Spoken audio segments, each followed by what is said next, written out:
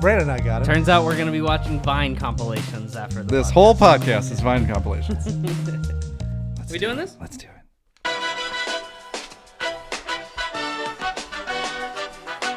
It's Thunderheads with Brandon Soul, Rob Larson, Justin Wright, and the dark and stormy Jason Lewis.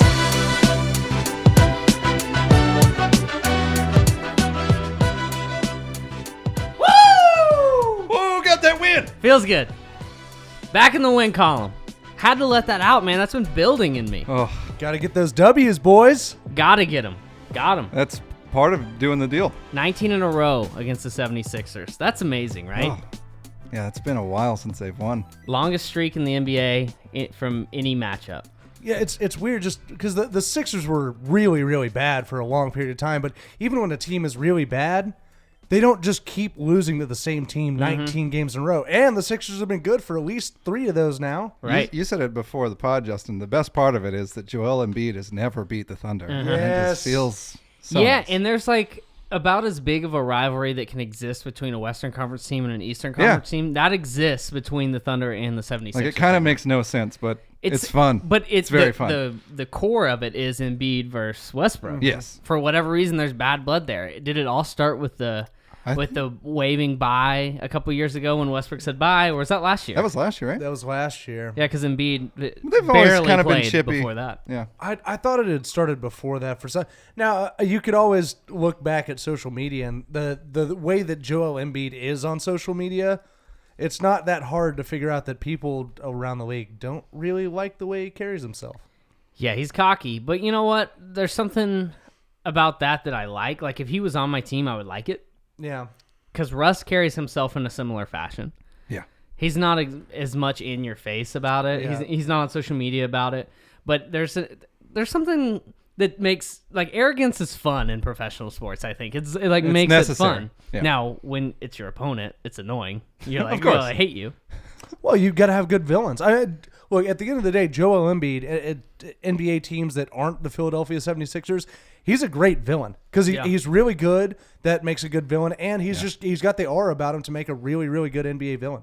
And he's really good. Yeah, like you said. He is. He's just really, really good, like even today. And we'll get into that for sure. But the thing about today is, 19 in a row versus Philly. The Thunder are finally in the win column. We can't spend today being completely positive, though. We have to get to the issues that are existing within this team right now over the past couple of weeks. Now, we can celebrate this win a little bit, and we certainly will. Don't go out there thinking we're negative Nids. Yeah, but this is just like I think that we just need got to be real about we need some to stuff. focus on some issues at hand right now because there's been some weird things going on with this team. But yes, certainly the win today makes today's show a lot more fun. I Than agree. it would have been if you lose. We got Manny in the house. No Rob. Manny's drunk. He is hammered, guys. Look at him. He's not even in the shot completely. Not even sitting up. What's going on here with Manny? Well, we had to take the rum away from him. Yeah, I had to take it and put it Yeah. in my cup. Yeah, He's but Jason's fine. There's not even a Jacob in this podcast. Oh no, This is starting. it's already off the rails. Let's welcome. It's a in- Saturday pod. We're Just- fine. Just started over. That's right. Click it and then click it again, Jason. Jacob. Let's welcome, John. Let's welcome in the YouTube crowd, Twitch crowd, Periscope crowd. Subscribe to us anywhere you can. It really helps us out. Rate, review. If you're on iTunes, click that little. 5 stars. Yeah, 5 stars only though. Don't review it. Yeah. If you're doing less than 5, get out of here. It is interesting. I always think that when I listen to podcasts, that when people are like, and give us 5 stars, it's like, well, I'll give you like 3 it's and kind a of half. funny to ask for 5 stars. Yeah, that's strange. But I'm going to do it. Give us 5 stars, please. Please, but we do really appreciate honesty. If we're 4 stars, let us No. know we can do better. No. Yeah. No, email us and don't give us 4 stars. Don't put that shit out in Yeah, public. don't bring our rating down. What are you doing? Who are you to shit on other people's creative work that they're trying to do? People are working really hard at something and you're just like, no, hate it. Boom. Don't like 4. it. 2 stars. 4 stars is I hate this. Mm-hmm. 5, Yeah, there's no middle ground anymore. No. It's just 5 or not. yeah, or 1. One star is I appreciate what you guys are doing, but I'm doing something different. So 1 star, like your rating's bad now. Imagine being the person that goes out there and just rates things 1 star. That's too much. I don't have time for that. Or like the people that go around on YouTube just downvoting things. No, bad. Next video, bad. Like, what's wrong They with probably also watch the whole video through and then go, I just enjoyed that, Definitely. Nope. I think we can definitely give them that they for sure watch all the videos all the way through, and they have no ill will. It's just that they're assessing what they're seeing and evaluating it honestly. This content did not please me. Thumbs Dislike. down. That's like that Dave Chappelle. Don't like. Yep. Nope. So welcome in, everybody. Subscribe when you can. Like I said, let's just do the show. Let's get into it. You can get in touch with the show at OKC Thunderheads on Twitter and Instagram. Big win today. Much needed win, man. And things felt dicey at the end. Going into the fourth quarter, things felt dicey, right? The Thunder got out to a big lead today. At one point, led 31-15. Philly comes marching back. Of course, that second quarter. It's just been dreadful for the Thunder lately, mainly because it involves the bench. Rotations were a little different today. Paul George plays 40 minutes, which reminds me I need to bring up this box score so I can be on this. But Paul George plays 40 minutes. Adams plays 36. Russ plays 37. So the bench wasn't being utilized a whole ton today, obviously, because Billy Donovan, I think, realized this is an important game. You got to, especially if you're in this game, if you're getting blown out or whatever, then maybe he does things a little differently. Obviously, the Thunder started playing well from the get-go. Then in the third quarter, going into the fourth, it's still close. Thunder start to pull away to start the fourth quarter. Things are feeling really good. Yep, it was nice. Back come the Sixers. Where do we start with this? Is this what? Obviously, Paul George hits a monster shot, an MVP moment. Oh yeah, right. Mm-hmm. Which is nice. He's everybody's been talking about. I feel like we've brought this up on 3 or 4 aftershocks of it feels like Paul George is kind of coming back to earth a little bit, maybe not in this crazy stratosphere of superstar player all of a sudden, but then he does that tonight, and it launches him right back into that conversation to me. That was just such a big moment, and the fact that everybody on earth that was paying attention to this game knows what's about to happen. They're going to try to get to that guy, and he's going to shoot a 3. That's a great point. And it just worked. Somehow he still got open, got fouled on the shot, and it goes in. What a huge shot that was. Massive shot. And it's one of those, Paul George gets this look in his eye sometimes where you're okay, he's out for blood right now. And it's not anything I recognized last year, but I'm starting to see it this year. My favorite Paul George. Yeah, he's got this killer instinct about him this year. And, he's hit 2 game winners now this season. That's 2 more than he had coming into the season in his career. Mm-hmm. Right. This is now this team's best player. He's this team's go-to scorer down the stretch. Saved us. Saved this team. Time and time again. Russ, terrible 3s down the stretch. Took 2 in the same possession. Ends up making a nice play where thankfully Adams gets the rebound. Right. Russ ends up with the ball, makes a nice play to Terrance Ferguson, who knocks out the clutch 3. We'll get to Ferguson later. Huge. But then Russ with a bad foul on Embiid. Embiid steps up, knocks down 3 big free throws to tie the game. Dennis Schroder has to come into the game after really not playing much in the fourth quarter. Again, because Ferguson's playing over Schroder, and that's another thing that we'll get into. Good job, Billy. Terrible turnover. Just a college-level turnover. Yeah. Right? That's something you see in college, Justin. Oh, yeah. That's even worse than a lot of college, because in college, when you know the press is coming, you've got a press break offense that you've got ready to run. In the NBA, you don't really have a press break offense. You don't need it, so, usually. Usually you don't.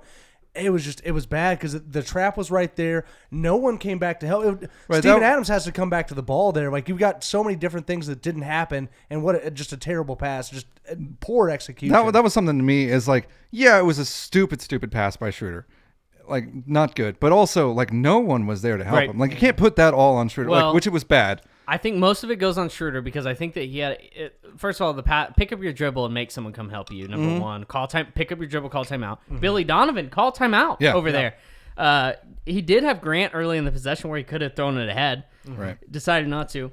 But that goes to show you, though, if that's Russell Westbrook in that situation, you trust him 100% to get that ball off the court. Yeah. You're not worried that at was all. what was a bummer about it. It's right.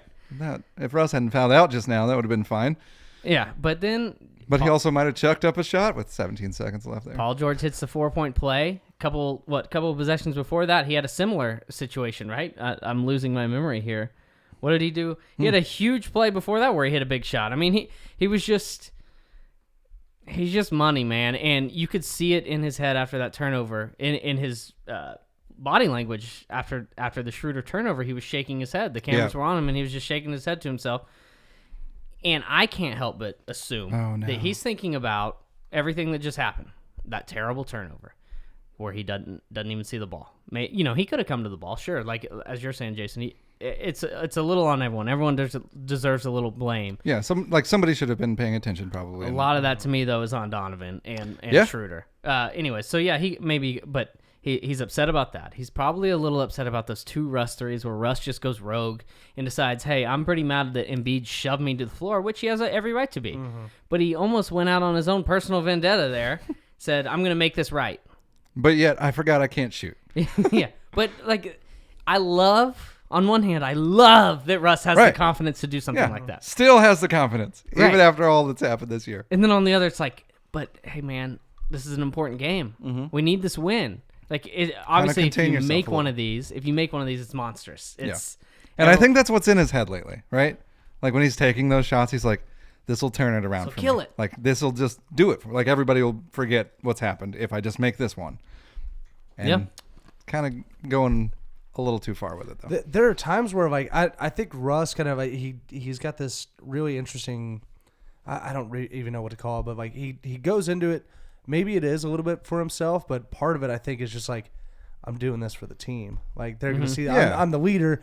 If I hit this, we're good. Yeah, we're going to pull away. Just like he hasn't quite like gotten those 2 things like separated in his own brain. Like you can't. It's detrimental if you do this. Like you're trying to be the hero, but you don't need to be the hero in that situation. And for a guy like during that MVP season, like just remember all of those late game shots that he hit. And it was incredible. Yep. Like he knows he has the ability to do that. Like if you knew you could do that, I'm taking that. Yeah, he has all the confidence in the world. Why wouldn't you? And if you're being realistic, anyone on the court, there's no one on the court outside of him and Paul George that can really get a shot in those moments. Right. Like you can try dumping it down to Steve, but they're going to gladly foul him and send him to the line. And that's not what you want to do. And maybe Russ at this point is a little scared to drive. And like you said, going back to his MVP season, just being as clutch as he's been the past couple years, he has full confidence in himself to knock those down. And if you make one, it's a different conversation we're having right now, right? Obviously, but what is it in him? Like, is it a refusal right now to accept that, hey, I can't shoot right now. My jump shot is just not here. I'm going to shoot my way out of this thing. Is it tunnel vision? Is it what is this? Because like if you're Paul George right now and you see that Russ takes those 2 shots in that situation, and I don't want to focus too much on this because the Thunder won the game. Feed the narrative or whatever. Yeah, the Thunder won the game, but I think that's my point here is that it does feed the narrative, and that's what upsets me. Russ is like feeding it himself, right? But if you're Paul George in the situation, he seems to be fine with it. He gladly continues to feed Russ the ball down the stretch if he needs to. If Russ is there, he gives him the ball. Like he's not playing off of him. He's not freezing him out. My question there is like, do you want Russell to lose confidence in himself? Like, because I want him to stay confident in himself, and I think to do that he has to continue to do those things. Right. The only way he can start making those again is to take them. And yeah, it's a bummer when he's taken 2 and like maybe take the 1 and then pass off But like, because he's done that a couple like at the end of games where he takes 2 threes at the end, and you're like, you could have given someone else one of those, or just drove the ball. Yeah, right. Because really, he's 8 for 21 tonight or today, 1 for 6 from 3. It's the 3-point shot that's his issue right now. Mm-hmm. Like we know that's not your strength. Maybe if you just drive the ball a little bit. Yeah, and it's a weird thing though. But I think that Paul George is so confident also in Russ to hit those things and to make the right choice that he's just letting this happen. Like, you know what I mean? When he's feeding, like he's kind of giving him the ball and saying like, you gotta have help too. Yeah. You gotta have help. Yeah. I'm worried about, the driving part. I'm worried about that just because I haven't seen Russell Westbrook dive in the paint. We talked about this quite a bit Thursday night after the Lakers game on the Aftershock. Russ driving in the paint, going at the rim just doesn't look the same at all. Like he's looking to pass first, not score. And even when he does, he's so scared of getting a shot blocked or not drawing a foul and then complaining about it and like putting his team at a disadvantage because he's trying to talk to the ref about it or pouting at the other end. So it's this weird thing because he doesn't have that same acceleration, that same next level, that next gear that he always did. It shows its face here and there. He had one play tonight where it showed its face, right? Where he just boom to the basket. Yeah. You're like, whoa. Oh, you there's can do Russ. that. There's Russ. Like, I remember that guy.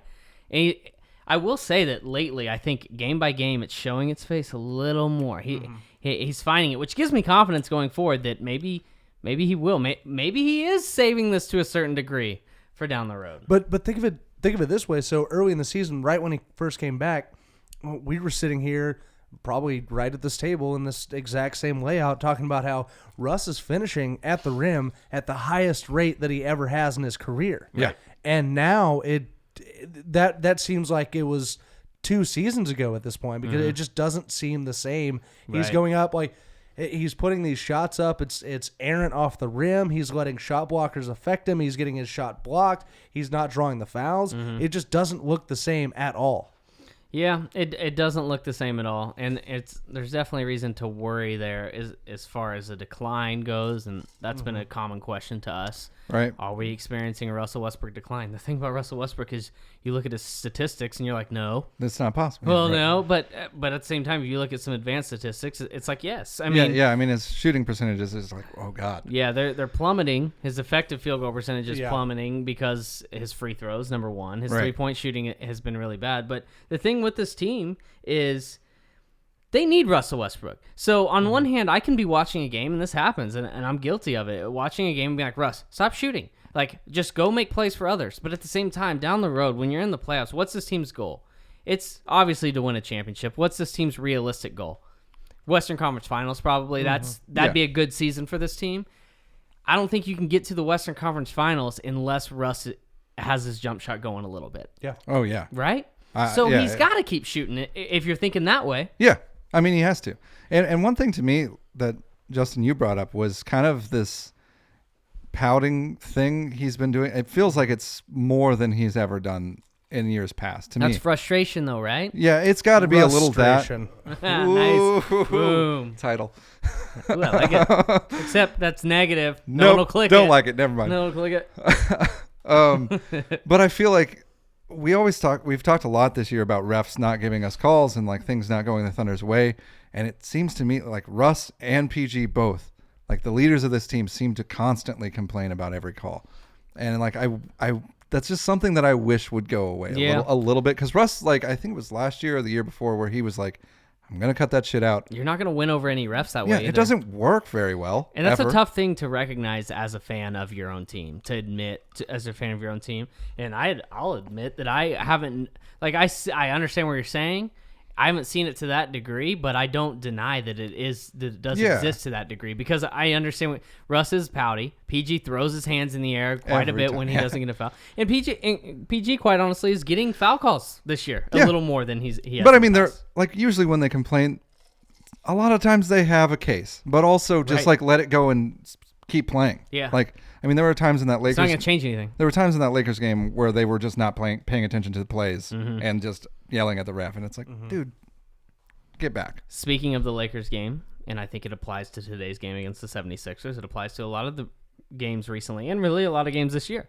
Closing games has been an issue for this team. Yeah. Close games has been an issue for this team. Why do they struggle? Like, if you had to point out one thing, what comes to mind? I think for me, it's the success that they have on offense early in games comes with, one, just the free-flowing kind of middle parts of the game, or once the game gets going, everything's free-flowing. They're so great in transition that like that's where a lot of their offense comes from.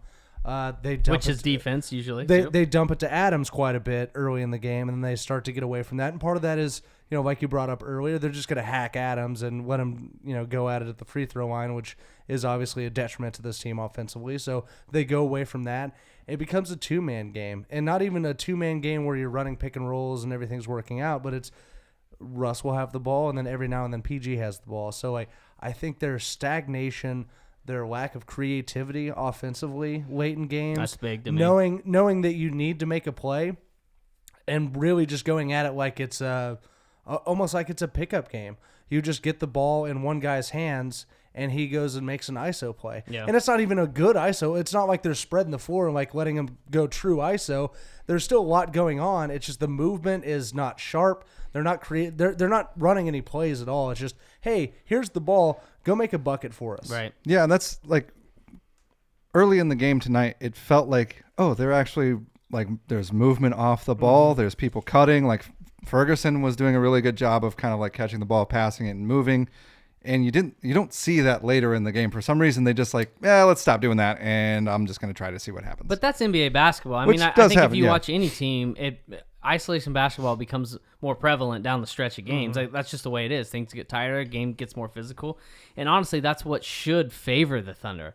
I think that's the worry there. Is in the playoffs, that's how basketball is going to get. Right. And if the Thunder can't succeed in that type of game down the stretch right now, are they going to be able to do it in the playoffs? Because that's kind of what they're built for here.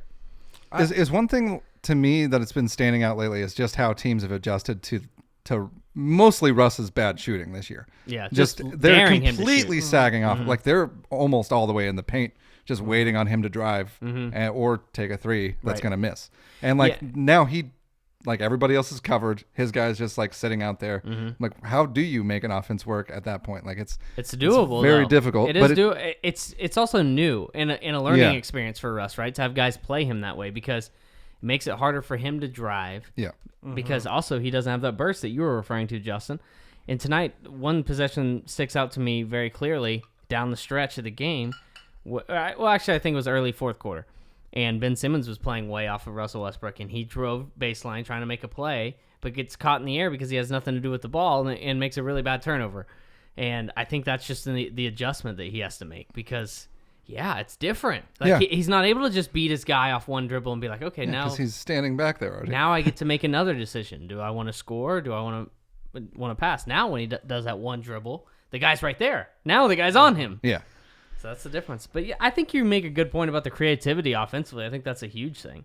I almost see some panic in this team down the stretch where they just look nervous. Like they look like, oh God, oh no, here we go again. Yeah. Where that's what the fans are doing.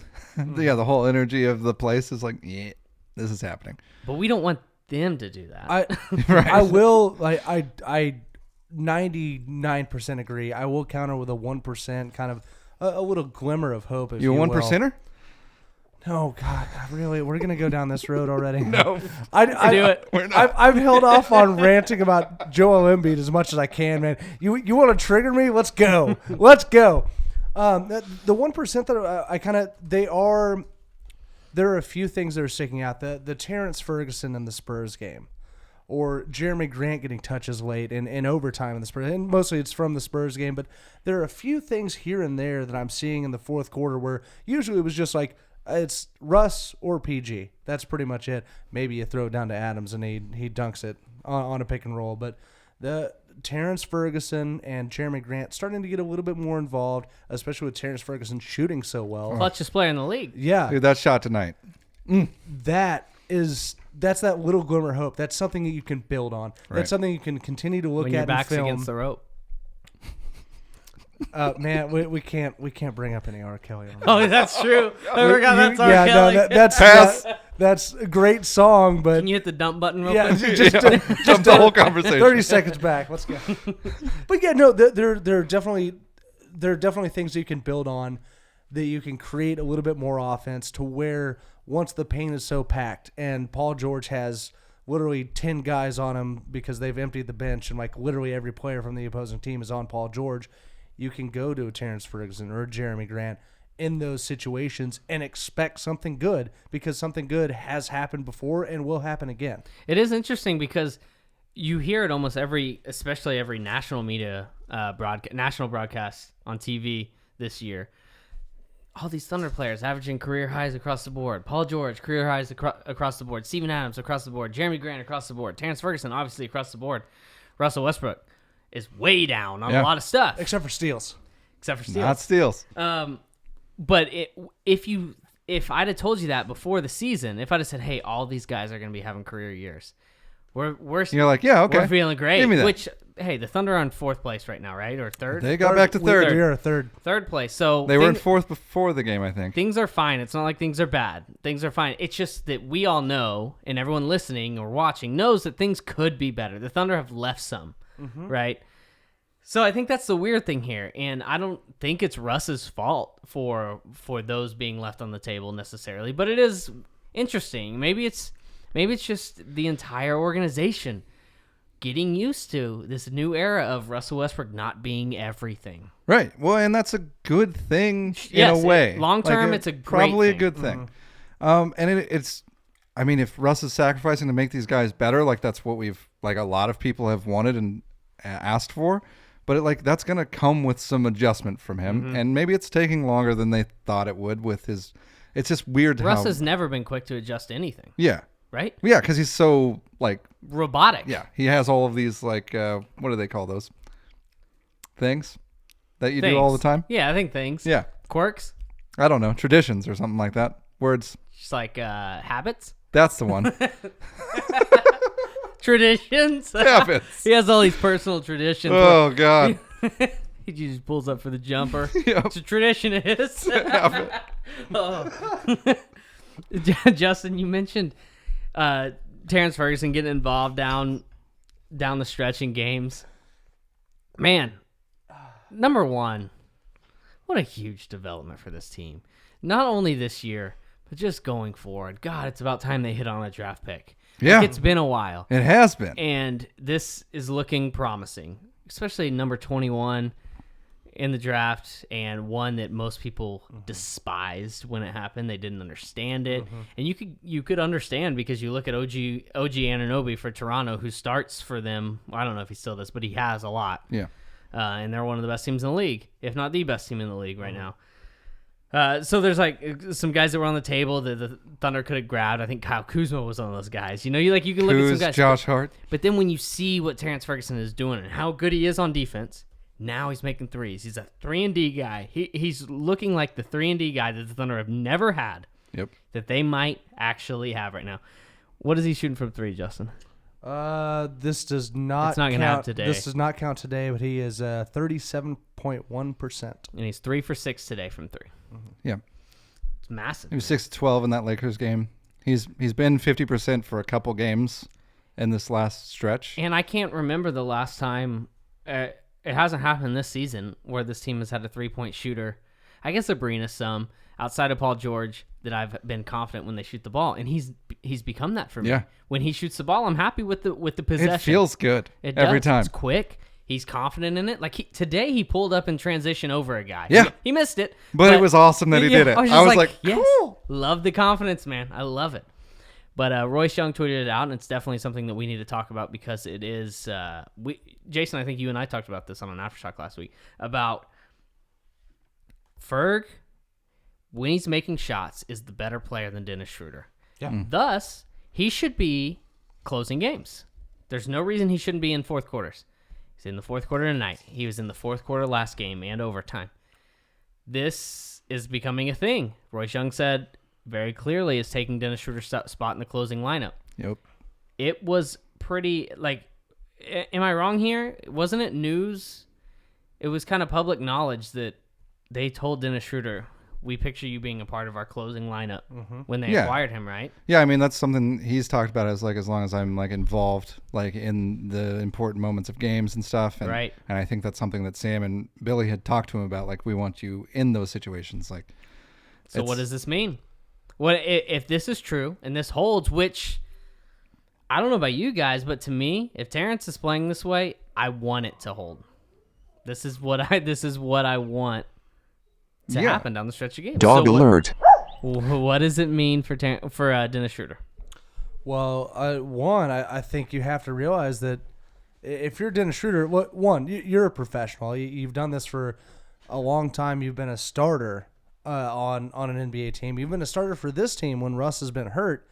You have to realize, and you have to have the maturity going forward that, look, if you're not playing well, if you're not getting it done, if you're not giving the team the things that it really needs in those crunch time minutes, if you're not scoring the basketball, if you're not shooting well from three, if you're not adding something that this team really needs when the game is on the line, then you have no business being out there. And if there's a guy that's doing all those things and you're not, then he absolutely should be out there. And Terrence Ferguson is checking all those boxes. Yeah, and that's what I was going to say. It just feels like you have to just be honest with him and be like, dude, if you're not able to pick up your guy and stop him from driving, like if you're just letting people go around you, and this guy's stopping everybody, and this guy's also hitting shots when it matters. Threes, too. Threes, when it matters. Like, of course he's going to be out there. Like, it's just watch the tape from the last game. This is why we pulled you out. Like, if you have that solid evidence, it's like you don't have any argument there. But you guys... But yeah, everything you're saying makes sense. But what does it mean for Dennis Schroder? What does it mean for his place on this team? Because the guy clearly has somewhat of an ego, right? Yeah. He does. I mean, he's an NBA player. He's a good NBA player. But to me, when I watch Dennis Schroder, he's great for this team when he scores efficiently or scores well. He's not very good for this team if he doesn't, though. No. Because what else is he doing? Like, he has his moments where he's decent defensively and he can come up with steal. But overall, I would say he's a minus on defense. He has been lately, yeah. He has been probably for a month now. Yeah. In my opinion. It's been probably a solid month at this point. To me, honestly, he's my number one trade candidate. Ooh, I said it on the fortune teller last week. I would not be surprised if this guy gets traded, especially if you can get something for him. The worry to me is that you just can't get enough back. Yeah. Because honestly, when Schroder does play well and he scores well, this team's really hard to beat. I'm not denying that. That's just there was that point tonight where he ran off 11 straight points or something. Yeah. He was huge. He was huge in the second quarter. Yeah, so he's actually won some games for this team this year. And I'm not disputing that at all, but I do think there might be a better fit where you don't have to only rely on that. Yeah. My only thing with trading him is I would want to make sure that they somehow get another ball hit, like somebody who can run an offense and handle the ball, because I don't trust Raymond Felton to do that full time, like as a backup anymore. Like, he was good for the team last year and that's fine, but it was okay. I just don't feel like he's good at getting other people involved. So if they can make a trade work where they get a shooter and maybe they're the same person, but maybe somebody probably not though. Yeah, most likely not. Yeah. But if they can figure out a way to bring in somebody who can handle the ball and get him out of here and bring a shooter in for him, I'm cool with that. But if not, it scares the shit out of me. So I still think that you roll with Schroder for the rest of the season. You're going to be able to bring in a guy on a shorter contract, a buyout contract. You've still got that roster spot open. So I think that's kind of the way they look at it. I'd start looking at the offseason, look to move Schroder to a team that needs a defined starting point guard. There's a couple of teams out there. Go find one in the draft. In that 20 range where the Thunder are going to end up, you can get a guy that played 4 years in college, a solid ball handler, an Eric Maynard type guy, a guy that's just going to go out there and be a really solid backup point guard. I don't know if you can really move on from Dennis Schroder this season. Yeah, those are good points. I don't know about drafting a point guard because I think they're in such a win now mode that I don't think you can afford to do that. Are they? I think so. This year, you think? No, but over the next couple of years. Because that's something I've been trying to come to terms with lately. I'm not saying it's win now this year, but I think it's a 3-year win. Yeah. We're looking at Paul George, Russell Westbrook, prime. Yeah. These contracts, they need to get something done. It's win now during these contracts. So that's where I don't think you can afford to have patience in a rookie backup point guard. I don't think you can, especially in the 20 range. However, I do like your point of trading Schroder in the offseason because that's when teams might be a little more desperate for him. Because who are the teams that come to mind right now that need a guy like Dennis Schroder? Phoenix. Why would they trade for him now? Why? They suck. They want to get that number one pick. They want to continue to suck. Yeah. New York, same position. Yep. Magic. Maybe. They might. They've had moments this year where they've been okay, the Magic are actually interesting, but they're still not good. But if you got a Terrence Ross, is that But what he's you not want? that ball handler that you want. Yeah, right. And that's what I'm saying. It's is that really the trade you want to make? Is for Terrence? I don't know. He's okay. A lot of people right now are saying yes to that. Right, but he's also one of those guys that could come here and be terrible. Sure. And like right? he's been mostly disappointing his entire career. This year he's having a career year. So it's like, well, I don't know. What do you want to roll with? To me, I do like that. I think that you can trust Schroder a lot, but I don't know that you can fully trust him. Yeah. I would just like more of a veteran in that fourth scorer role, and a guy that can really knock down shots. Raymond Felton. Yeah. Damn it. Just cut He Schroder. always comes back. Just cut him. We don't need anything. Wave his ass. Just pay him. Just keep paying him. Yeah. Doesn't matter. No, get Melo back. Trade him back. Boom. Hey, he's available apparently. He's availables. Plural. All right, Multiple K. available. Trevor Wilson. It is interesting that Houston is trying to trade Yeah, they're not going to waive him. Melo, right? He's a great guy. Like they want to trade him to open up a free. Apparently, there are teams that are interested. Who are those teams? No one said. I think they're making No it one, up. I there think they're hasn't making been it up. one leak. Melo's any told them team about that's it. interested. There's people interested in me. I promise. Meanwhile, I was just sweating at a gym, empty, With a hoodie on. with a hoodie on. Making every shot that's on video. Never That's right. misses, man. Never misses. That's the thing. Dude, he's like I love seeing those kids come out of college that they just never miss. Same with like recruiting. When you're recruiting a guy from high school, they never miss on their highlight videos ever. That's true. They're real good. I mean, any player the Thunder have ever gotten, they've never missed either before they got to the Thunder. Yeah, then they missed According to every everything. video. That's right. According to every video I've watched. Ryan B. from YouTube kind of brings up a good point about what we're talking about right now. He said, we need to trade Schroder and get someone kind of like Schroder. Is kind of what we're saying. Except for a more trustworthy one. I do. It's kind of weird. I just wonder. I feel like he's forced into this position where he has to be such a scorer. That's Because the rest of the bench is not good. yeah. Well, they can't score. Yeah. like they're defensive players, they're rebounders, they're all the things that Sam Presti loves. So that's what I don't know. Honestly, what the Thunder need to do, they just need one more player. Does they Dre need- coming back? Say Dre came back No. this season. That doesn't fix it I don't for think you? it does. Like What- if you move Ferguson to the bench and he's scoring now for them. What fixes it for me is if you add a guy that can score, and you still have Schroder. So Yeah, that's that what would be fixes it. perfect. Yeah.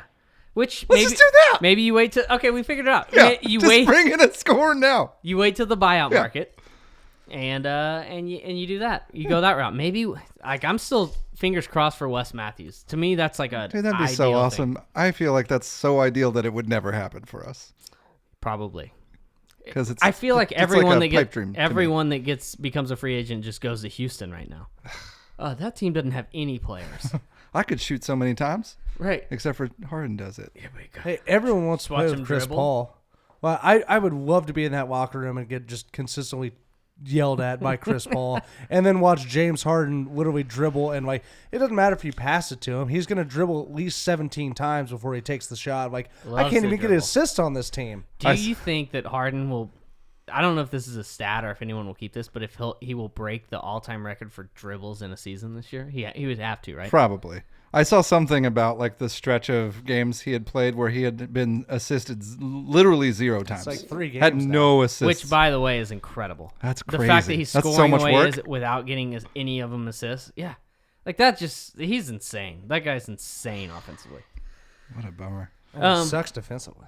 Yeah, Yeah, but let's say something real bad what a about him. bad defender he is, right? Yeah, no, I'm not gonna let you guys just prop up how good James Harden just- is without. I'm just saying he shitting on him. sucks It's at not a defense. problem. I'm just saying He's it's terrible pretty at good. defense. Pretty good basketball. He's never Or- played defense ever, except when he was like really young in Oklahoma City. But and anyways, guarded Kobe. Yeah. Yeah. Them's Locked are the him up. days. Oh gosh. Let's just do that podcast. You guys remember that? the Thunder nostalgia. Ooh, that'd actually be a good idea. During be the fun. summers, Mm, when we got no content, I like it. Thunder nostalgia, where we go watch an old game and then we just talk about Oh, that'll make me cry some people will see tears in my eyes. It's almost like a book club. It's like having a book club, but it's a Thunder game club. And it's just like, hey, by the way, this week we're watching this game from. That actually then. sounds like a blast. I actually really like this. Send out the link on YouTube. Find the game on YouTube. Send it out. Yeah. We'll watch it together.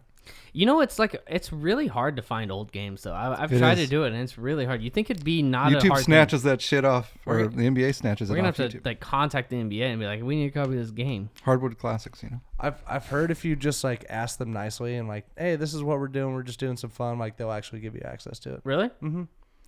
We're on it. So we can. We'll definitely call them try. up. I'll call up the league. Yeah, I'll email This went to NBA at NBA.com. Boom. This would do a really weird spot. I like it when it does that.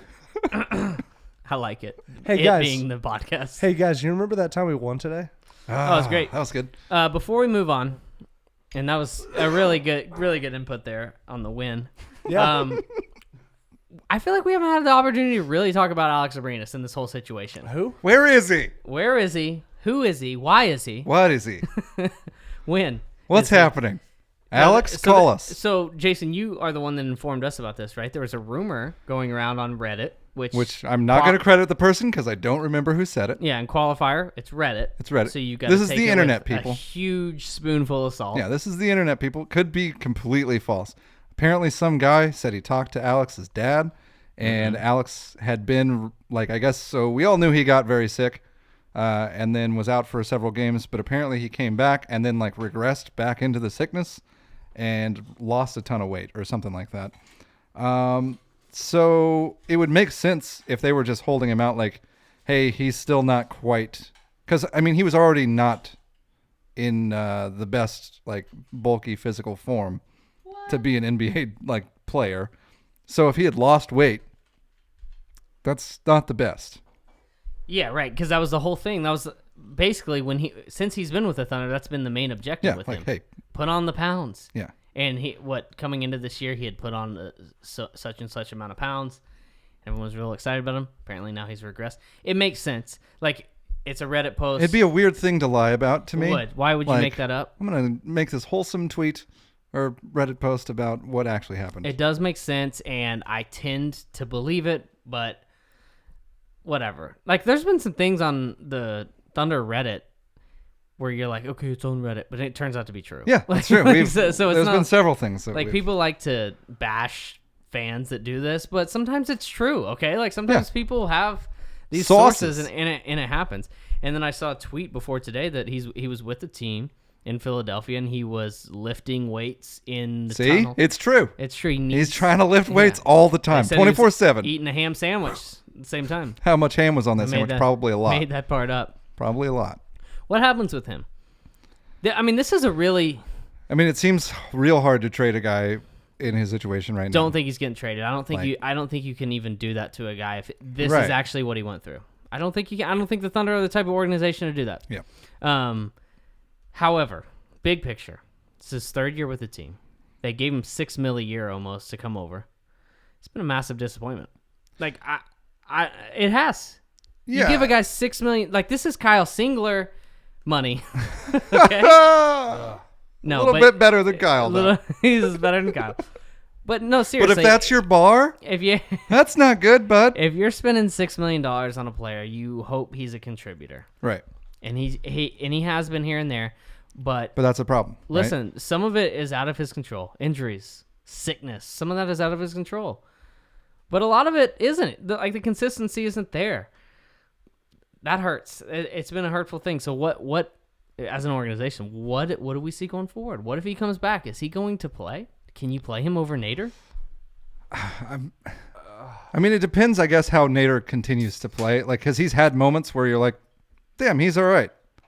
And it's... I just don't know how you can just have Abrines... he seems like a much better player, from what you've seen. But than Nader, I would say. But I feel like Nader's a little bit more consistent, I guess, with what he gives you. You're at least getting that defense every time, which is sort of okay. He's at least taller. Nader sucks on defense. That's what I say. In my opinion. Abrines isn't. Nope. No, he's not. He's not any better or worse than Abrines. It's the same. Yep. It's a wash. But he's been making shots, and he's able to put the ball on the floor a little and try to do some stuff. He always almost does the same thing. It works sometimes. I don't know. It's hard to say if they're gonna try with Abrines again. Yeah. How can you? At some point, you just have to just let it go. Shake his hand. Thanks for everything. He'll probably float back to Spain, play in the Euro leagues. Ooh. I think it's better. He needs to be back home at this point. If he's gonna be this sick, on a regular basis and deal with these injuries. Maybe go to a hospital. Maybe it would make more sense for for emergency to go back to Europe and play there. I just don't. It sucks because I like the kid. Like he He's has had so much to flashes offer. too, where But we're like yes. vitamins, like take some vitamins. Also, Flintstones. Think about the Abrines we saw earlier this year, right at the start of the year, where we're like, okay, Oh, he's suddenly okay. Defense was better. Offense was clicking. Offense was on a new level for him. He was as far confident. as He was letting them fly. handling the ball. In our conversation that we just had about Dennis Schroder and how if you add another scorer, another guy that can make shots, think how that changes. That conversation might not exist if you have good Abrines, on the floor with him consistently. Yeah, I mean, it makes Schroeder a lot better. Yeah. Feels like it does. It gives him an option. Yeah. Because right now his option is, well, I hope Noel is open for an alley-oop, or I just have to shoot the ball. And even if he's not, I'm ooping him. Schroeder right now, the wings he's sharing the court with are Hamidou Diallo and Abdel Nader. Not working. Whoops. Diallo has hit that rookie wall. Oh, Everyone clearly. loves Diallo. We love Diallo. Right now he's unplayable. Yeah. Abdel Nader is Abdel Nader. Like he's gonna have flashes, but he's kind of he's just like you said. He kind of does the same thing. Like he catches the ball and he's looking to score. He's not a playmaker. Like Abrines is a better playmaker than Nader. Yep. Abdul Nader is a role player of role players. Yeah, he's exactly a role player. That's Yeah. like his mold. Mm-hmm. It's like, hey, maybe sometimes you can do some stuff, Yeah. but sometimes no.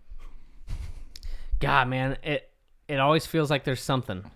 There's always something with this organization, though, right? There's some sort of bad luck that happens that keeps you from. I mean, are we being dramatic about that though? Does that happen to every organization, or is it just, or is this real? Is this a yearly thing for the Thunder? We cursed? We're cursed. Oh, Clearly, it's not a thing for Can you be Golden cursed State. if you're an 11 years? I mean, they were cursed for a franchise? bit. Well, yeah, Mark but- Jackson. What a bummer Yeah, that would have been. Yeah, I mean, it really just does seem that every single time you've gotten the chance to, they're going to win this championship. Oh, look, Russ doesn't have a leg that works. Yeah, Serge Kevin Ibaka. Durant doesn't have a foot that works. Whatever it is. Yeah, Serge Ibaka's out. Oh, James Harden traded. Yeah, and now it's like just Why'd you have to bring it's that just up? rolled into It's a joke. you don't have you don't feel like as much as you want to be positive about it, like you don't really feel like you have a chance because Golden State, but like just those little things that consistently happen. It's easy to, as a fan, look at it and be like, why does this keep happening to us? And I think that it almost makes it worse that we've been so close. Mm-hmm. We've tasted it. It's been there. It's been within our grasp, and it's just elusive. Old Sisyphus over here. Yeah. All right, let's do a game. No, We don't have the sounder for this game, so just... What? Yeah, it's not on this computer. It's on that one. Hold on. Continue the conversation. I'll just send it. Right? yeah, no. So okay, did either of you get the Sisyphus reference there? No, I don't know what that is. Where is it? I don't know. This question's to both of you. What is Sisyphus? So Sisyphus, it was part of Greek mythology. He was this guy that was banished to Hades, and his punishment was a just giant rock that he had to roll up the hill. And every time It always he would just get rolls back right down, up to right? the top of the hill, he was just right there. He was about to complete his task, and it would roll right back down. And he just forever he was That's just every day? condemned to continue rolling this giant boulder up this hill with it just to roll back down on him every single time. And that's kind of what it feels like. Because, Brandon, we've been that close. We've been to the finals. We've been to the Western Conference. We've been a game away from beating the best single-season team ever. And then Katie quit on us. They've been right there, and it's just that one thing that happens, that one tiny little slip-up that happens that keeps Oklahoma City away from it. It keeps us from having that awesome parade where everyone's drunk in Oklahoma City downtown having a great-ass time, watching that bus go by with Russ just holding the Larry O'Brien up and just flaunting it to everyone in the city, in the state, in this part of the country. What would that even be like, Oh too? my You know, God. like if the Thunder one day win a championship, what would it be like here? Like what types of thing could we expect here? Is this city burned to the ground? Would it be Enjoy. total chaos like that night? Would we have crime? Would those things go on? I here? actually don't think it would be like that. I don't here. either.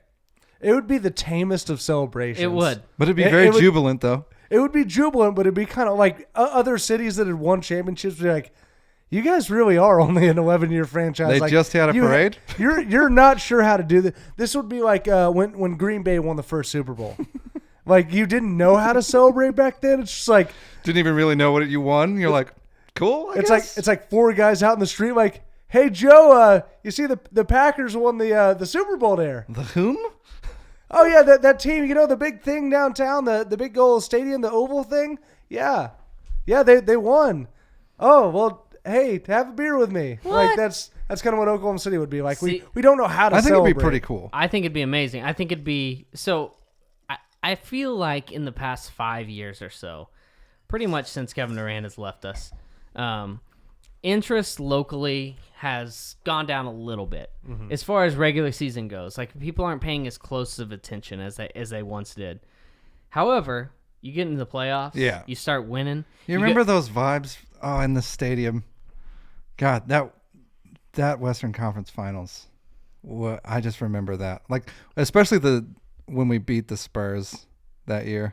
4 in a row. Oh, God, that felt so good to be in that arena. I like how this is becoming a nostalgic... Yeah, it is. Really we just ended up doing that podcast that we were talking about. But it's fun to talk about, right? I mean, it's a conversation for another day, but one day we're all going to look back on this. If the Thunder never win a championship while this team's in their prime, we're going to look back on these days and we're going to be like, well, what the hell? Like, what happened? How did we never win it? It felt like a sure thing in 2011 that there was a championship coming to the city. And what will happen is the championship comes to the city, no one's working for a week. Yeah. Employers, everyone. Shut the fuck This down. is awesome. I mean, think about that feeling, too. I've never experienced that feeling as a sports fan. I want to. Oh, God, that'd be so amazing. Getting together for every single playoff game, watching it, stressing out. Am I making you sad talking about this? I've been waiting for... I've been sad about this for years. I've been waiting for 19 years. 19 years. It's been 84 years. just for something like this, something on this level. Actually, it's only been 18, but... Well, still, though. Yeah, that celebration, just go nuts and just let loose and enjoy. Yeah. I got to say, good job, Justin, for getting us through all that. Appreciate you. Is this going to work? Fake stat, real stat. It real works. Stat, fake stat. Real stat, fake stat, fake stat, real stat. That's the round sound going on this one. It's all. Real stat, real It's stat, also real on stat, that fake computer. Fake stat, Like real we're stat, working real on stat, those fake stat, Anyhow, this is a game called Real Stat, Fake Stat. How long does this intro real go stat, on? real stat, I'm going fake to stat. do that right now. Okay. Was anyone else a little bit worried when it only came in one ear and like, Yeah. oh, it's broken? You Kinda could have thought it probably done a, command space bar. Yeah, I on didn't it. try at all. Yeah. I'm sorry. I was going to say that, but then I was like, you know what, I'll just do this.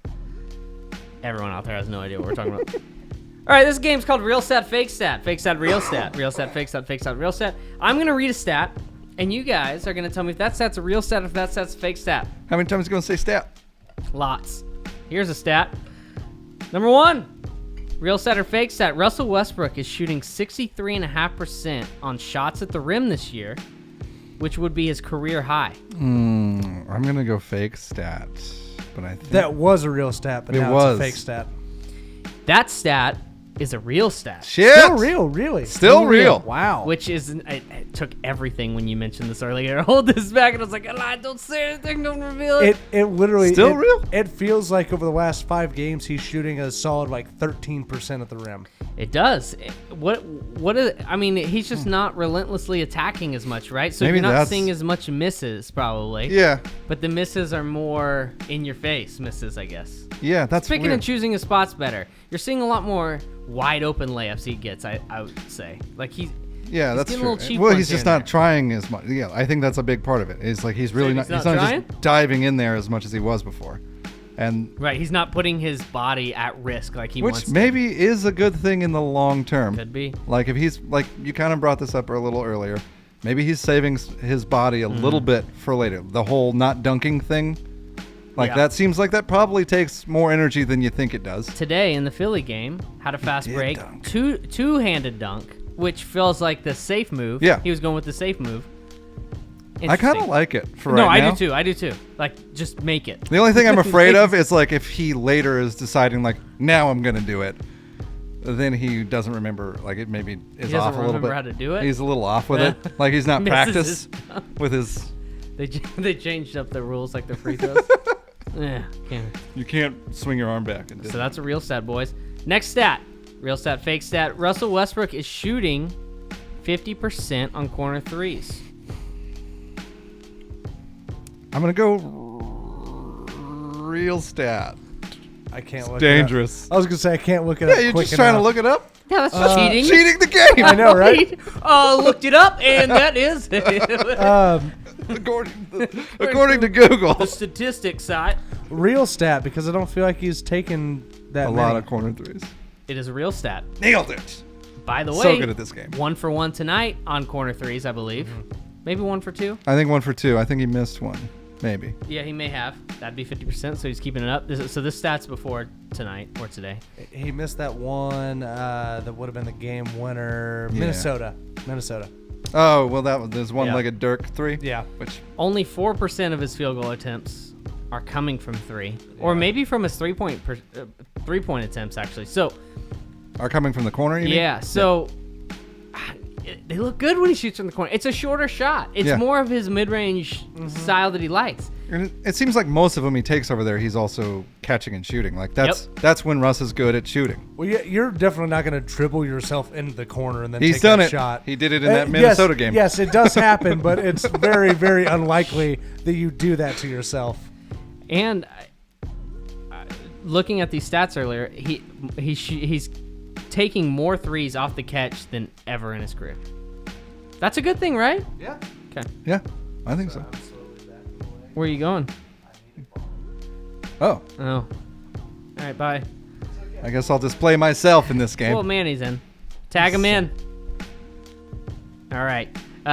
Real stat, fake stat. Russell Westbrook. We got a dog. Russell Westbrook has the Thunder's best on-off court rating. Got a lot of Russell Westbrook stats here, guys. Dog alert. Russell Westbrook has the Thunder's best on-off court rating for the 3rd straight season. I kind of want to think that it's PG this year, but I'm going to go real stat. Fake stat. It's Steven Adams. Ooh, it's PG. Damn it, I was right, but I was wrong at the same time. So it is a fake stat. Both Paul George and Steven Adams are ahead of Russ. Are actually way ahead of Russ. Paul George's net is 17.8 positives, and Steven Adams is plus 17, and Russ is at 10.9. Paul George, that guy's good. He's so good. You guys thought about that in a while? Sometimes what was that sequence tonight where he just had a bucket, steal, bucket, then bucket, and you're just like, this dude. He's the best. Step backs in people's faces. Oh. Oh, it's just beautiful. Next, real stat, fake stat. Only Abdul Nader and Timothé Luwawu Cabarro have a worse on-off rating than Nerlens Noel. I'm going to say fake stat. I'm going with real stat because that sounds so contrived. Yeah, it's real. Fuck. Nerlens Noel has a minus 14.9 differential. Hey, Schroeder's coming for him. That's true. That's Well, true. He's on his way. So Steven Adams is a plus 17. That could have given you your answer pretty much yeah. right there. True. So Steven Adams is plus 17, and Not using Net. very good logic over here. So well, I threw that one in there. But that's interesting, right? Because Noel, by all accounts, has been a positive player this year. well, it's look at who he's out there with. That's the problem. Schroeder. Yeah, right. Although Classic.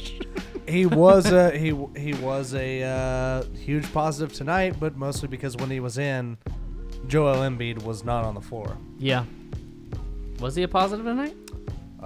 If I looked Yeah, he at that was. correctly. I think you're right. He was. He was a plus 16. Next one. Real stat, fake stat. Plus 16. Wow.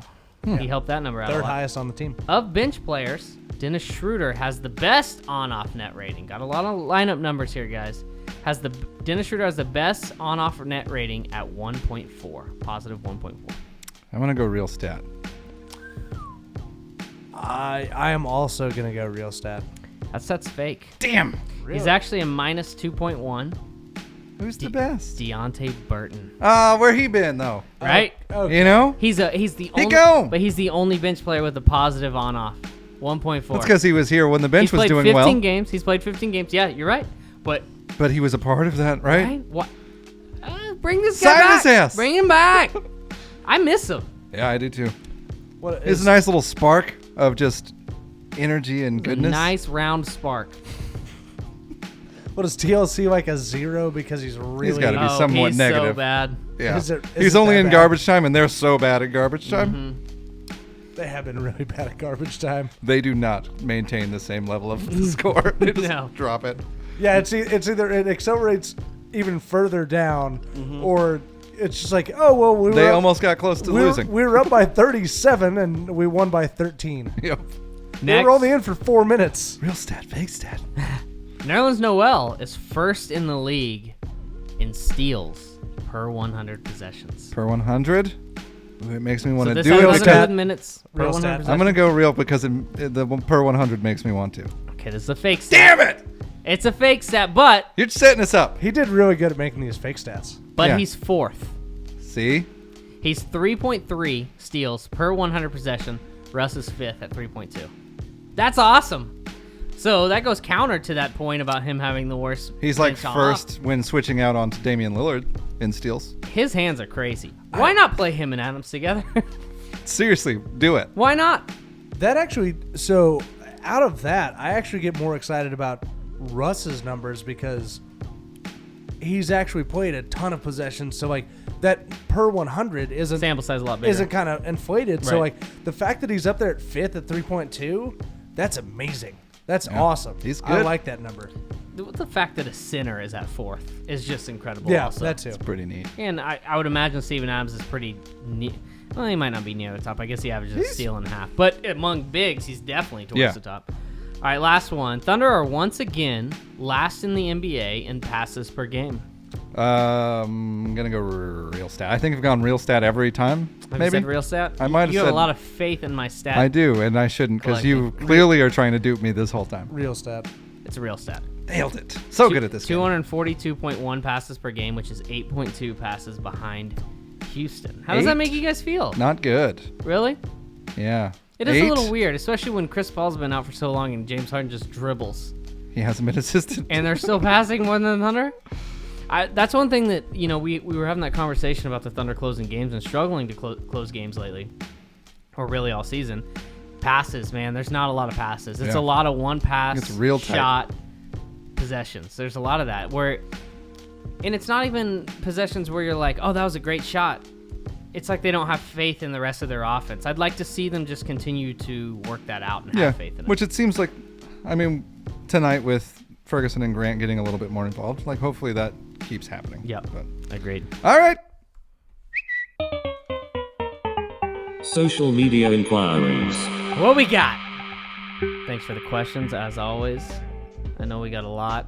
So 2 many. nights ago, it's funny how things change. 2 nights ago, it's Fire when's Billy? Billy getting fired, and today it's When's Billy getting that pay raise? yeah. That's what they said. That's not Give him it. a raise and fire his ass when he loses. things.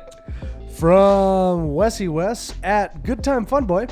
Loves to have a good time. Why That's my did- nickname in high school. Why didn't Jimmy Butler? I don't believe that at all. Good time, fun boy. Absolutely was. What they call him every day. And they call me GTFB. Yeah. Good Time Fun Boy. Same amount of syllables. Or so get just the say fuck the whole back. thing. Why didn't Jimmy? I can't even read this. We won't let you. Why didn't Jimmy Butler Let's talk about something. just use his ninjutsu to get the Sixers the win? Is this because he had a bandana on today? Looked like a like karate bandana? He got out of karate practice. Jimmy Butler's son. Ooh. Also, do you call it karate practice? Because that's what I just Is it practice? I don't know. Talking about practice? I mean, if you're practicing karate, it's karate practice. Yeah. But I feel like you don't. It like, feels like there's a... like when kids He go to had karate. before Karate. the game. Yeah, when kids go to karate, they don't go to karate practice because there's no karate games. Or are Yeah, there? there's meets or There- whatever there are they go meets. to and they like beat other people Meet at and karate. greets? They Yeah. get a medal or a belt or something. It's like Participation karate, coffee, and donuts. huh?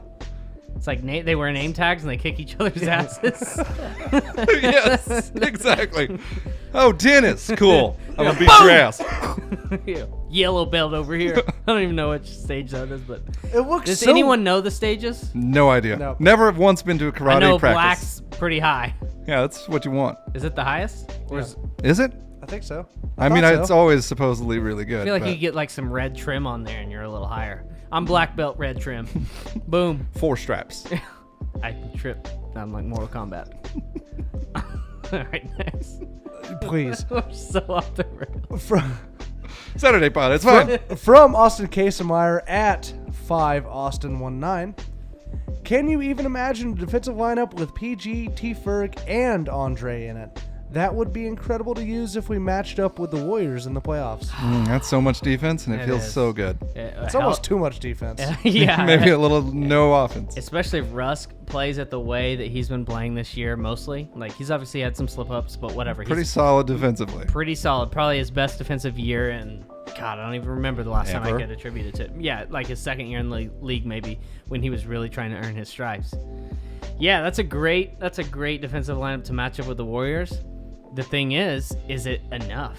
Is it ever enough? Is it ever enough For them? Probably not. Can you score?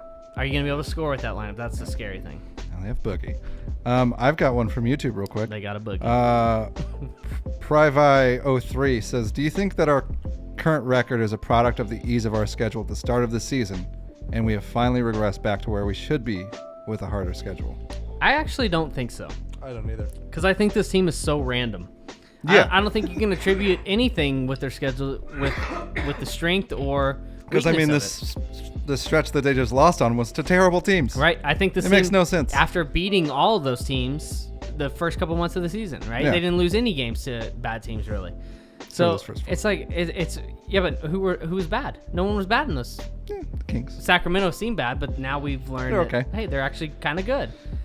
This seems random. Like you said to us earlier before the game today, Justin, you said, I won't be surprised by any outcome today. Yeah. And I couldn't agree more. It was like, yeah, the Thunder might win, and I wouldn't even be surprised. They just dropped to the Lakers at home, lost to the Wizards at home, lost to the Timberwolves at home, lost to the Hawks on the road.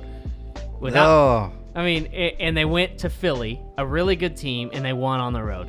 In an environment that's hostile, hates Russell Westbrook. Crazy there. Yeah, hates Russell Westbrook. Hasn't beaten the Thunder in 18 straight games, and you still go get the win. Yeah. After you throw that terrible turnover, Jimmy Butler hits that layup. You're like, well, Many that's things it. go wrong. Right. That was it. There's no way we hit this next. Oh, Paul George just happened. Okay. Yeah, it's very confusing. How do you make sense of this? I want to invite him over for dinner. I'm sure he'll come. I'm gonna text him. From J Owen at Joen10, the letter O, not the number O. With Roberson healthy, so this is assuming that Robertson's healthy. He's healthy right now. For one defensive stand to end a game, who would you have in there? Who's your quote? So You're up two.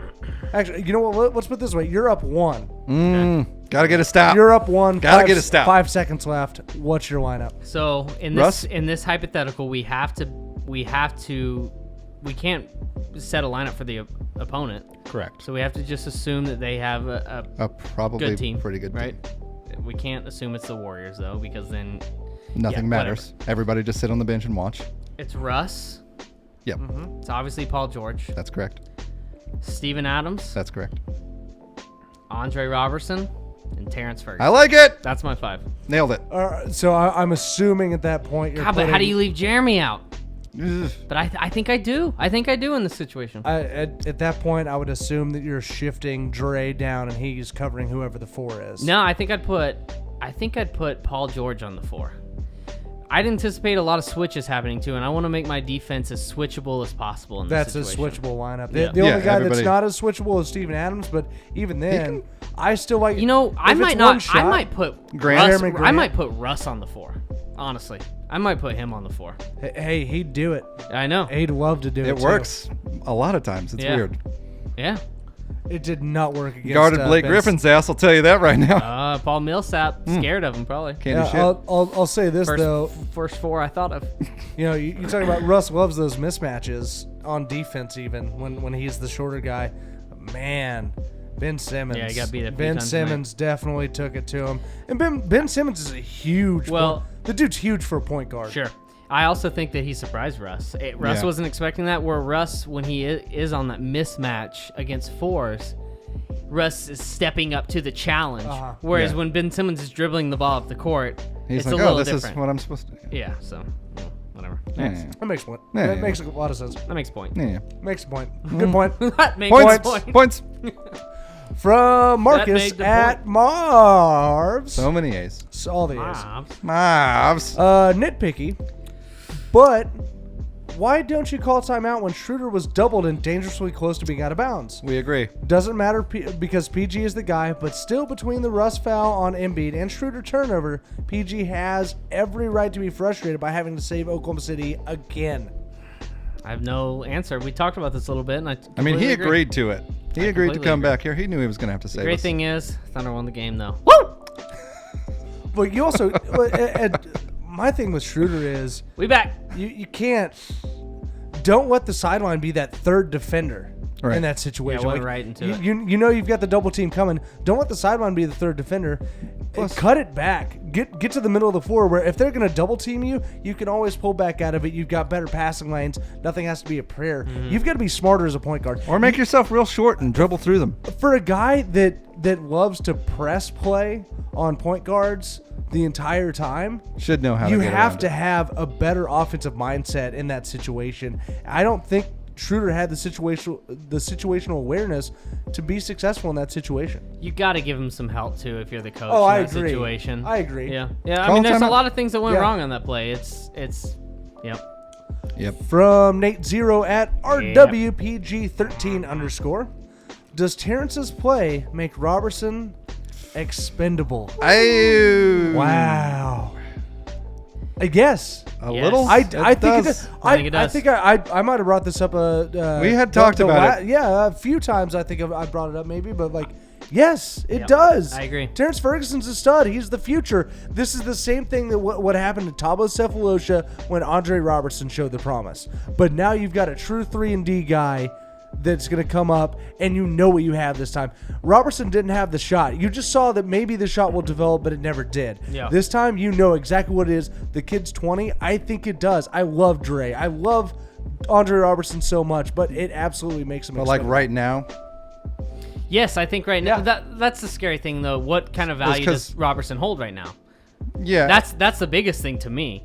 If you know that he carries value, if you're testing the market on Andre Robertson and people are willing to pay for him right now, then yeah, I still think the answer is yes. Say Ferguson goes off and is over from 3 for like 4 or 5 games. Are you still feel like? Yes, are you I still suddenly- feel that way because I he's think just showed the potential of like I can do that stuff. I'm just like not hitting right now. Yep, I think I've seen the flashes, and it's not.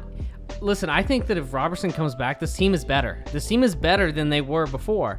But Yeah. it's about making the right moves going forward as a franchise. And I think that if you recognize, hey, we're onto something here with Terrance Ferguson, and you can get some value back for Andre Robertson, I think that you put yourself in better position going forward. There's also the scary thing. Look, you tear your patellar tendon. That is a devastating injury. Dre, I think, will be a coach at some point. I think the dude could be a great defensive coach. He could be a great wing coach because he's got that mind. He knows how to relate to players. Like, I think he'd be great in that role. But at some point, like, You're trying to fire him and make him a coach? no, I'm not trying to just fight kidding. him. He's gonna be but, fine. But no, at some point, like, I think that's it's kind a of little his, scary. I think that's kind of his next role at some point. Like, Guy hadn't played in a year. I'm worried about his shelf life over time. Like, I don't know that he can play into, his 31, 32-year-old season. I think my thing right now is that if Robertson comes back full, like he's able to get back to full health and he continues to be the elite defender that he was, I think you still want him on this team. And then you also, like, if you're able to move Ferguson to the bench or however you want to work that Right. out, like that helps your bench so much to have that defense on your bench for one. I agree. Because it's a huge thing we are lacking right now. It's Sure. like people able to stop guys on the bench Are and they that ne- scoring. But maybe is they the bench lacking defense or scoring more? That's what's hard to say. they're just bad. Yeah, they're just bad right now. Like all around. feel I like don't it's think they're very scoring too. good. But see, that's where I think that if Robertson does come back and he's ready, yeah, Put him I on the think bench? the team's better. But I think that if you can get something, if you Yeah, can it get depends some on what you scoring can for get. him, then I'm interested. But I love Andre Robertson, man. I love what he He's can the do. best. I love what he can do. But He's a if, good guy. if I'm putting myself in Sam Presti's shoes, that's something I got to think about. Yeah. From Baby J at Tickle That Swine. Should PG Tickle it. Should PG Softly. be the front runner for Defensive Player of the Year and MVP? Not MVP. Definitely DPOTY though. Sounds like he is. DPOTY. DPOTYW. He's there. Offensive person of the day. I really thought that was going to be shorter, and I started to say it like you got halfway in, and you're like, I just keep saying letters. I don't have to continue to say letters. I made a massive mistake. I did actually see, I think ESPN or something had him listed as the current defensive player of the year right now. ABC did that pregame feature on him. Basically, they just anointed him. He's the defensive player of the year. Love Canada. it. And I was like, or the front runner. And I was like, oh. He should be. And the thing is like, I didn't realize that he was there, but features like that, primetime, it just catapults you into that position. You're like, yeah, the media decides. Yeah, and then everyone, you're here. He's there. Oh. I didn't know he played defense very well. No, he's first now. In my mind, what I'm trying to say is he wins. Yeah, no, but that's true. Like, he's awesome, man. Like, we all know that he's awesome. And the Thunder have been the best defensive team in the entire league for the majority of the season so far. They've obviously slipped up lately. I want to see him get it, because if he got that'd feel good. If he got it in a season like this year too, where he's been awesome on offense. Yeah. Woo! Yeah.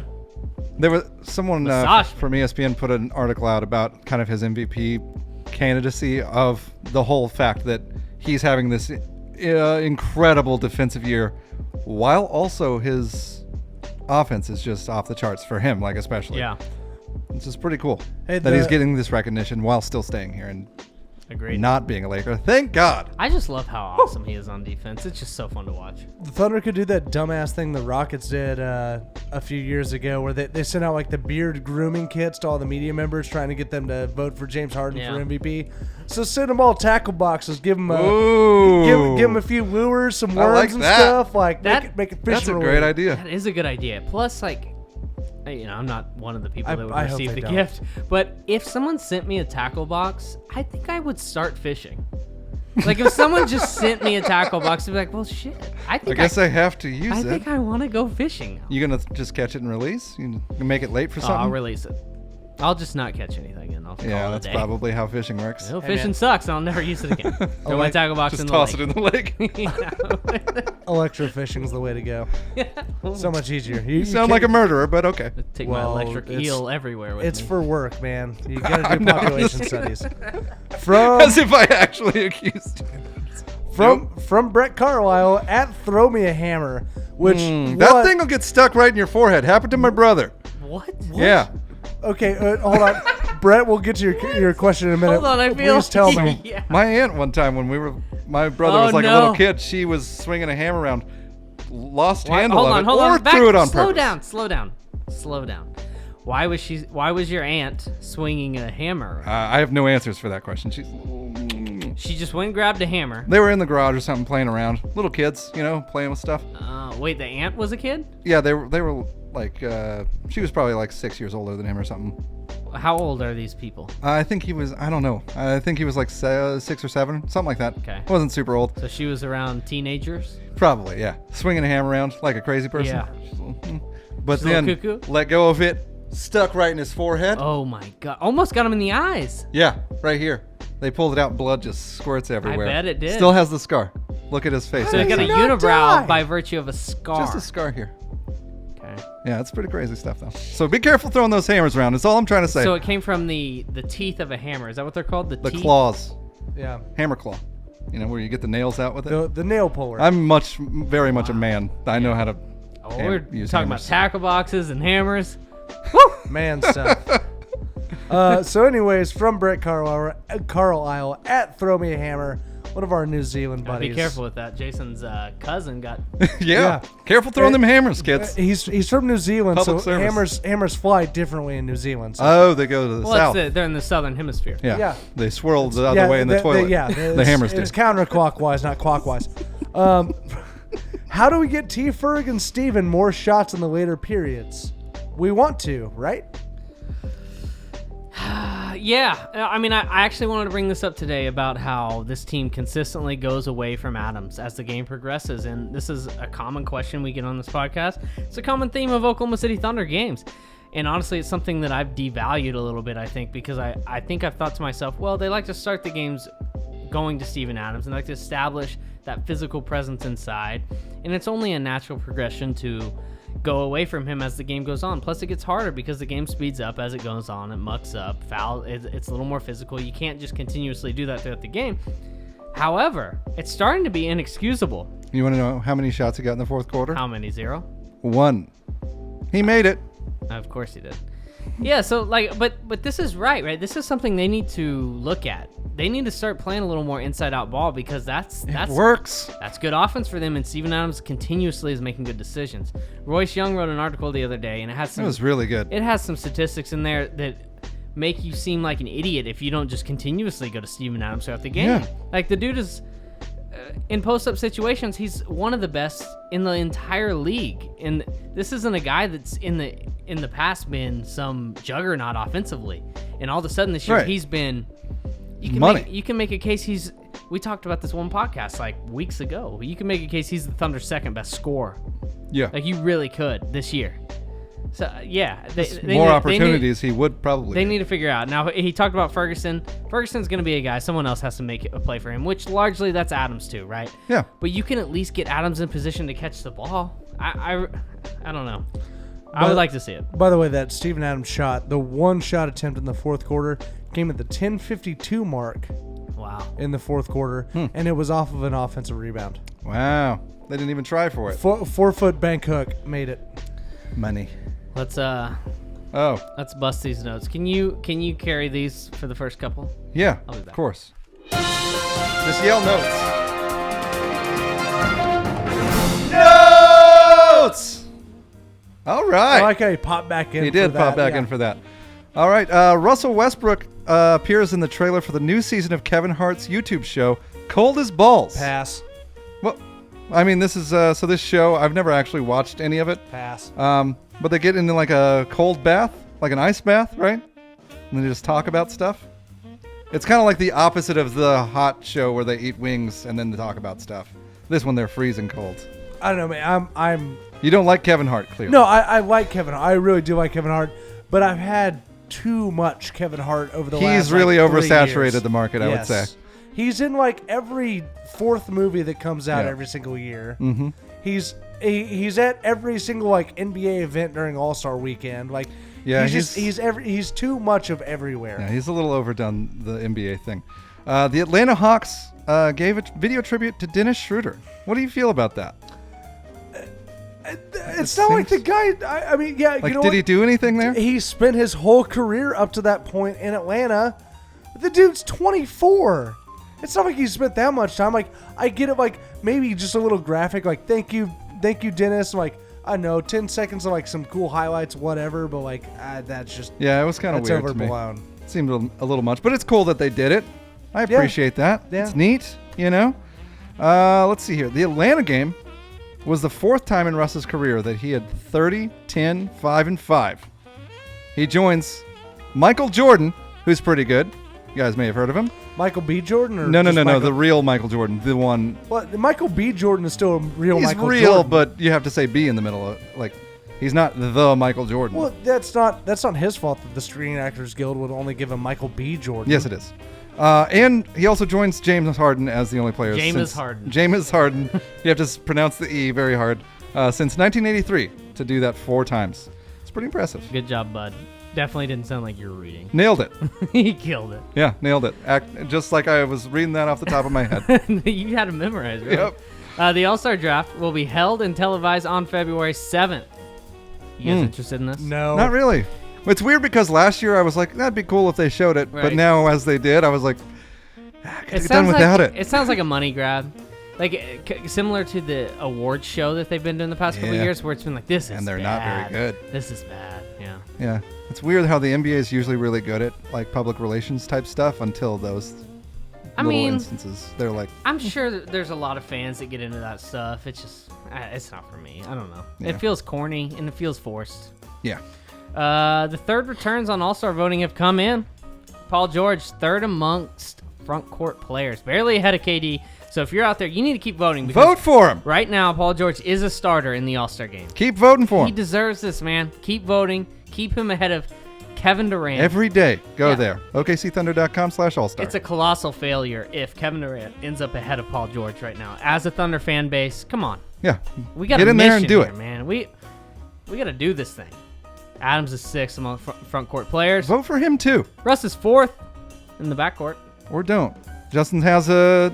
He's got a finger in the air. He's got a finger in there. So here's my thing about Steven Adams. Don't vote for him. I just want the dude to have an all-star weekend, just doing whatever he wants. If he wants to play Fortnite That's what and sit he's on gonna his do. ass and eat like 4 billion calories a day like he wants to, That's a lot of let him calories. That is do a it. lot. That's fine. He doesn't need to play more basketball. The dude's already being played too much. He's getting hurt all the damn time. Let him just have a weekend of rest. I'm fine with that. I like your losing your voice mid. Yeah! That was fun. Let him rest. He hasn't taken a He breath just wants to yet. play Fortnite. Come on. Billy Donovan's old job, the Florida Gators in college. Suck. His old job was just being the Florida Yeah, Gators. he was the mascot. They're wearing special edition. Why not? He was 0.3s as their. Is that their mascot? Or Albert. I No think one knows It's his okay. name. Not even It's their team shoe though. They are That's a pretty Jordan cool. brand sponsor. It is very cool. It is Albert. Those new shoes. I really like them. Cool. A lot better than his last ones, huh? Yeah, the ones that look like they weighed 30 pounds. We don't have time for basketballs today. What? We're gonna do a post Periscope. Join us for that. Just watch our Twitter feed. We'll be out there. Just follow us on Periscope. I don't know if that's. Can you follow someone on Periscope? Just follow us on Twitter and it'll show up Follow there. us on Twitter or something yeah, like that. That'll work. Thanks to everybody for tuning in. We really appreciate it. That was a lot of fun. This was fun. It's a good time. Love Saturday Pods. They're the best. Good win. Opolis Clothing. Check them out. Thunderheads. Thunderheads. Thunderheads. Thunderheads. Is the new HUD for Thunder. Promo code Thunderheads. 13% off your purchase. Man, these guys are awesome. They support us. You should support them. Support those who support Us. If you enjoy the show, go support these guys. Scissors and Scotch, same deal, man. They give good haircuts.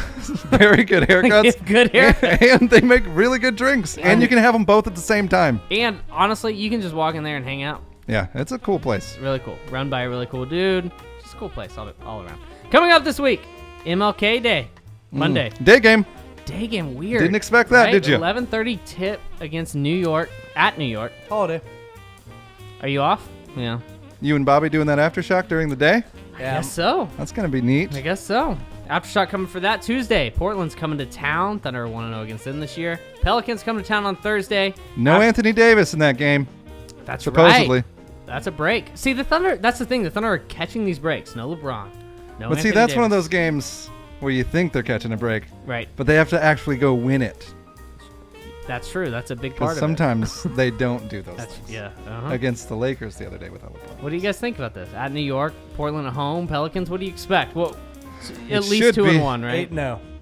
Yeah, That's 8-0 too would many be a games. good result here. It should at least be 2-1. Should be 3-0, but I expect it to be a 2-1. They need to start ripping off a bunch of W's in a row. 3-0 would be nice.